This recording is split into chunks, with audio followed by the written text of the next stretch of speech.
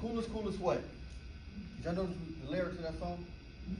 Okay, the song is actually called The Coolest, right? It's by an artist named Lupe Fiasco. When that song came out, I can't remember how long ago, it was some time ago, that was my song.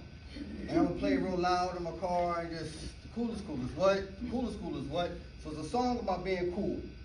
So as we go into discussion, cool versus COIL, it's kind of catchy about how I came about this.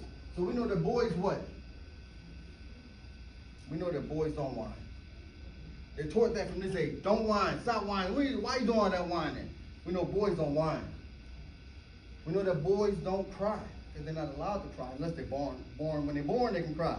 After that, cut it off. There's no crying. What are you doing? Years ago, my son who's 19, was a freshman in college. He was 5 at the time, I think 5.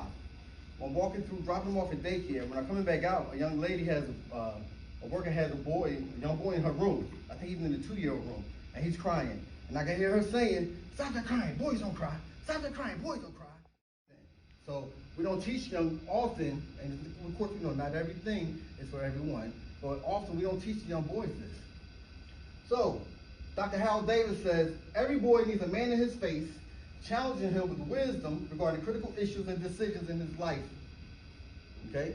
Every boy needs a man in his face, challenging him with wisdom regarding critical issues and decisions in his life. And I agree with that. Now, for the moms who've raised some outstanding young men, I totally get it. So I'm not saying ladies cannot do a good job of raising young men, but I do think every boy needs a man in his face, challenging him. And Dr. Davis, down some, you just on the block being cool. When we went to the town with Mars Day, I just visualized being in the club.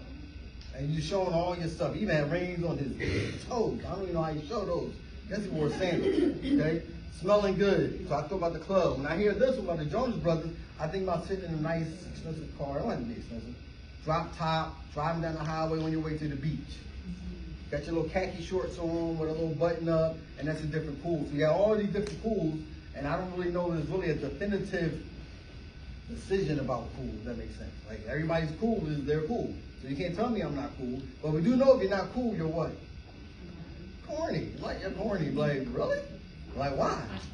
Because you wear Jordans instead of wearing LeBron. Like, you're corny. I don't even know what corny means. You have to look that up. So cool is popular, but what is it? This cool is not just cool. This is cool with the conscious to it. Conscious of outer layer, what does that mean to you? So somebody help me out. What does conscious of outer layer mean to you when it comes to cool?